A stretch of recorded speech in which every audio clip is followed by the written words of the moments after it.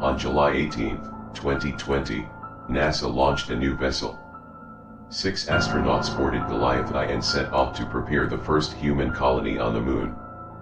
The preparations were expected to take a year, but the vessel carried 6 months of additional food past that expectation in case of emergency.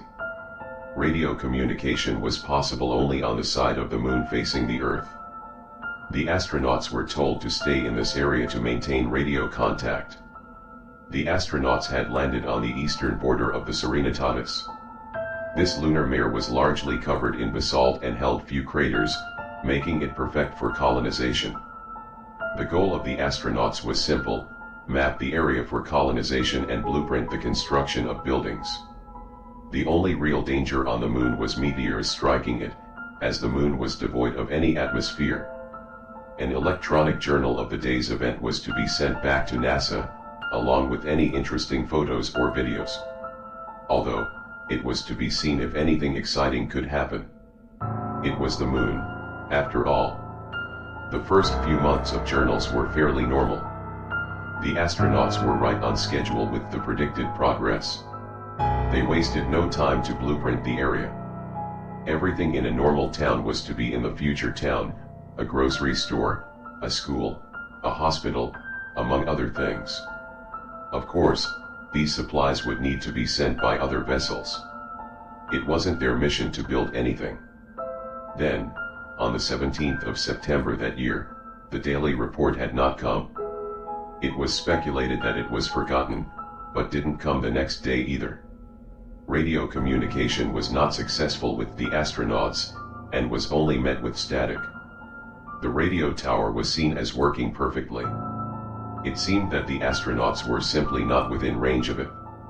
Several missing videos were later recovered from the site. The following is a description of each video. The astronauts were told to label their videos by date, using numbers following the date if more than one video was recorded that day. The first video was labeled appropriately as Sept 16, 2020. It is around 10 minutes long and is mostly spent examining small craters near the border of the mare. Near the end of the video, the astronaut talks about hearing scratching noises from the crater, but this wasn't audible.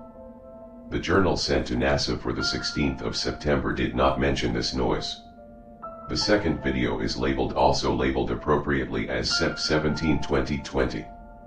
This video was also focused around craters, specifically the nearby Bessel crater. This is an exceptionally large crater, over 9 miles across and a mile deep. The plan was to eventually build a bridge across the crater. This video is roughly the same length of the previous video. The astronauts begin to make notes of the crater, when the scratching sound is heard again. This time, however, it is quite audible and appears to be coming from the basin of the crater. The sound becomes so loud it begins to irritate the astronauts. One of the men looks down over the edge to find the source of the sound. A force unseen by the cameras suddenly pulls the astronaut into the crater. His screams are heard briefly before the camera is cut short. The third and final video is labeled code 7700 please help. The date is unknown, but it can be assumed it is probably the next day. It begins with an astronaut in an oxygen tent, talking to the camera. He explains in a calm voice that he has been unable to contact the radio. He also explains about how 2 of the astronauts have been horribly slaughtered. At this point, tears start to roll down his face, but he continues a calm tone. The scratching noise from the previous videos is heard suddenly and sharply.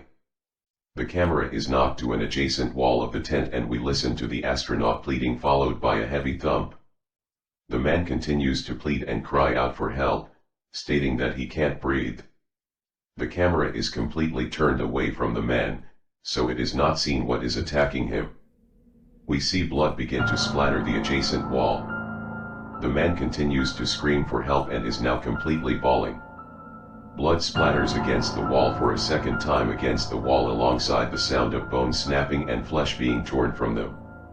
His pleas for help suddenly stop and are just reduced to inane screaming and crying. As blood spatters against the wall again, a bit of brown liquid now mixes in with the bright red liquid. The tearing sound has since been replaced with that of squishing and sloshing. The only sound the man makes now is a quiet death rattle. Suddenly, the man goes silent and several of his organs are tossed near the direction of the wall. Coincidentally, the night of September 18th was a red moon. None of the bodies of the astronauts from Goliath I were ever fully recovered. Colonization of the moon has been postponed until further notice.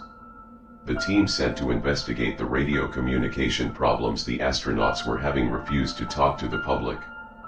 Of the 4-man repair team, 2 have committed suicide since returning to Earth. While the 3 videos were recovered, a photograph was also recovered. It is still unknown as to what the photograph is.